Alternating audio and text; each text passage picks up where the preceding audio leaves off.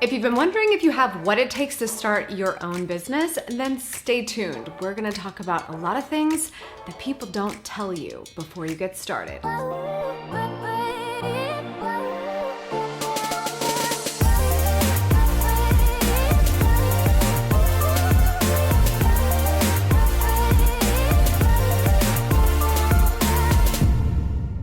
Good morning, good life. Welcome back to AMYTV, where we come together to help you go after the life you want. And thank you so much to the sponsor of this episode, our friends at HP Wolf. I get so many questions from people in my community who are thinking about what it means to them to build their own full-time freedom. And that could look like starting or growing an existing business. There's so much that's unknown. There's so much risk that could be involved, but ultimately so many benefits as well. But we want to make sure that we don't become a statistic. We don't want to be one of the 80% of small businesses that fail in the first 5 years. So in this video, I want to share some things that they don't tell you before you start a business. Nobody told me these things. I had to learn them the hard way. And I'm going to share them with you. 7 things that no one tells you about starting a business. Tip number 1, bootstrapping is required at the beginning, but you also cannot go it all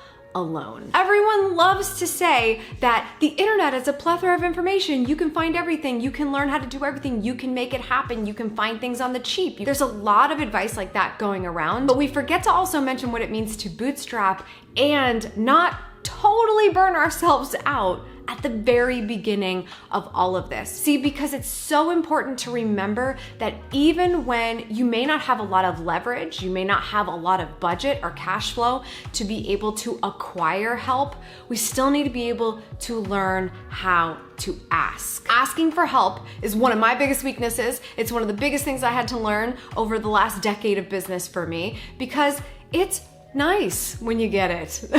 But because we're continually educated that we need to make things happen and learn and be resourceful, which are very important things we need to do, we can't just rely on the world to deliver us what we need.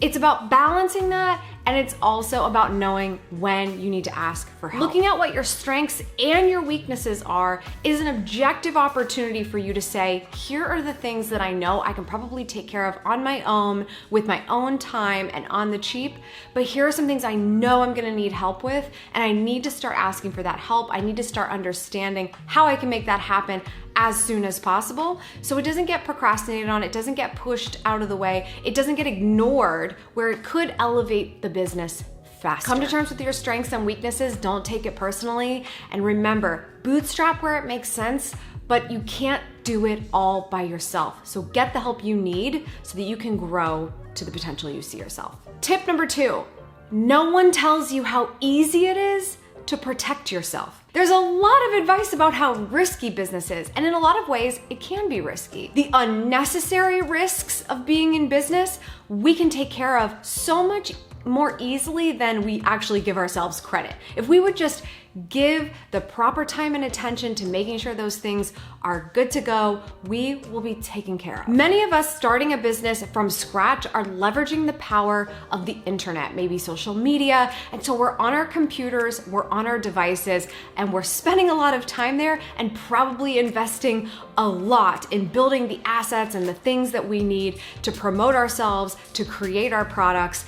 And so those devices become very, very important to us very quickly. The very last thing in the world that we need to happen is a virus on the computer. That's why this tip is sponsored by our friends, the HP Wolf security team, because they are going to help us protect ourselves in those moments that absolutely don't have to happen and don't have to stall our business growth. HP Wolf is security that helps protect us against the known and the unknown. They use AI to help determine how viruses behave. And it has a 99% efficacy rate, which means that you never have to update for virus definitions. HP Wolf Security uses application isolation to help protect you while you're browsing the internet. If you open ransomware on a device, typically it freezes your entire system. With HP Wolf, the ransomware attack is isolated to the application, which can simply be closed and then reopened. 60% of small businesses below 100 employees that are attacked with ransomware have to shut down because they lack the capital to react and recover. And HP Wolf is keeping that from happening to us and our businesses. This is going to give you the most secure PC. The security is literally not available anywhere else on the market. So as you take this wonderful business down a road of great success, take the proper measures so that you are protected. Check out the line of HP Wolf Pro Security Edition ProBooks. This way you know you and your small business are completely protected and you can browse, email, and work totally securely. Check out the link in the description down below. Tip number 3, if you actually want to leverage all of your time, you need to have more discipline than you've ever had before. When we are in business for ourselves, we don't have someone telling us where we need to be and what we need to do and when we need to show up all of the time. There's so many things that being in a secure position will do for us in terms of discipline, because we're not asking those questions, we're not determining the rules. We as the boss decide all of those things. And that decision-making muscle is a really important one to learn how to flex in every way, not just in business, but in life. So it can be really confusing when all of a sudden you go, oh, I can work on my own terms, I can work my own hours. And just when you thought you were overworked at your previous job and now you're working on your passion, you're working more hours than you ever did before. This is where that discipline comes into play. It can be very easy to make that line blurry between work and life because you are going after a business that gives you a lot of excitement and passion in your life. So you don't mind spending some extra time in the evening or the weekends or the early morning on it. But without keeping track of that time, without being really diligent about how we're spending that time, not just spending aimless hours at absolutely anything to make it better, we can lose track of how easily we end up sucked into the work hole and never get our lives back. And if we truly want, again, that time freedom that being your own boss can do for us, we need to be much more disciplined than that. How are you keeping track of your time? How are you keeping track of individual tasks? How do you make sure that if you need to get something done and you give yourself that space of time that you can allocate toward it, that you stay within that space of time? Time tracking may seem annoying to some, but it is so helpful for actually giving you insight on how you're actually using your time and where it's going and how much you're moving the needle. Tip number 4, if you try to hide from promoting yourself, you will never be successful. We have all kinds of lovely resources out there and wonderful people who are helping us create a logo and make a brand kit and help build a website. And there's so many things that are great and wonderful assets to our business that help us to promote those services and products. But when it comes time to put your shining little face in a headshot, maybe make a little Instagram video, maybe make that welcome video for your website to show people who they are working with, we want to run away. We want to hide behind the logo. But these days, that is just not possible. We as consumers and as businesses who work with other businesses, we know that it comes down to how promising are the people behind the business name that are going to help us get this done, that are going to help me go after the life that I want. We want to get to know those people. So as a small business, if you're afraid to be able to step in front of the camera, I don't want to make anybody feel nervous. I don't want you to feel like you've got to become a showman all of a sudden and start a YouTube show.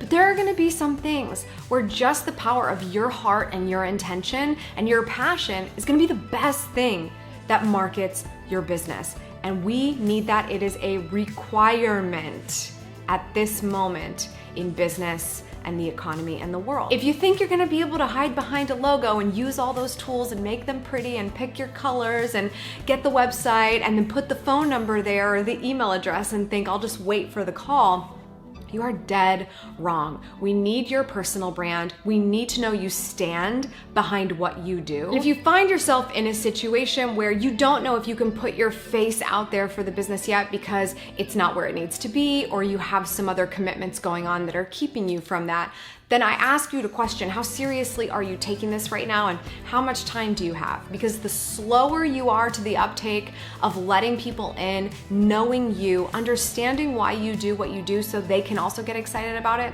the slower it is that that business is actually going to go anywhere. Tip number 5, who you surround yourself with will make or break your business. My favorite quote is from Jim Rohn. It is just such a good one. You are the average of the 5 people you spend the most time with.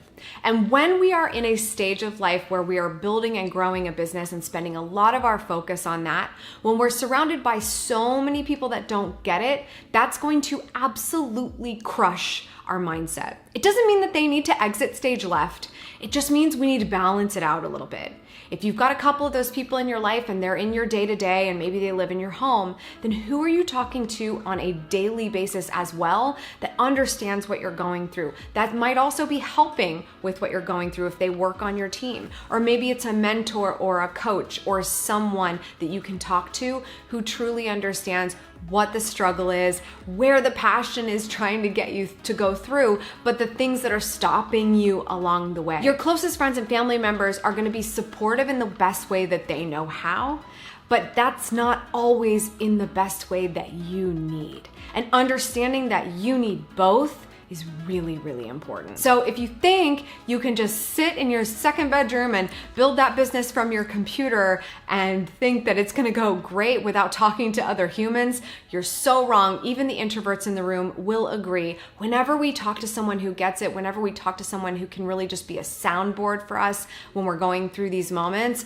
it escalates and makes the passion within us fire up so much more. And that leads me to tip number 6, because those friends and family that might be on the other side of the spectrum who are trying to be supportive of you, even when you become a big success, they're still not gonna get it. And I say that with so much love, because a lot of times when you hit those big milestones that are more comprehensible, they can say, oh my gosh, I get it now, and that's so cool, and congratulations, and then they'll want to spread the word and help to tell your story, and they won't be confused about what your job is, because those things happen that help us to map out our way. However, just because you hit a big milestone, just because you had a big moment, just because something positive happened in the journey after they watched you churn and grind and worked late and all those things, doesn't mean that after you hit those milestones that it's gonna be smooth sailing. They're still gonna have moments where they say, what do you do again? They're still gonna have moments where they say, you work on the internet, so can you fix my printer?